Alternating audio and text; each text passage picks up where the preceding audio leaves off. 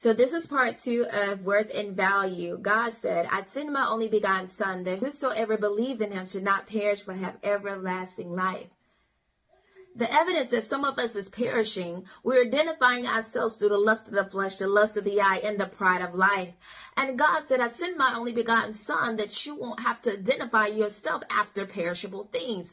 Our identity is in Jesus and is sealed. But if we're only identifying ourselves by way of what's in the world, then we're already missing out. And if we're doing that, that means we come subject to the prince of the earth. And it's written in the word of God that the prince of the earth spirit working in the sons of disobedience. So that means if we're perishing, that means we're working in disobedience. And if we're perishing, that means we're also Satan's dummy. But God said, I send my only begotten son so you won't have to perish. And if we're perishing, that means we can only identify with perishable things. But God said, that is not my portion for you. Your identity is sealed by way of Jesus. And anytime you're identifying yourself based on perishable things, you will always end up empty. You will always end up dry. You will always end up thirsty. But God said, I sent my only begotten son so you don't have to remain that way, which means now you have to be born again and realize that sinful nature is not your portion, but God's divine nature is.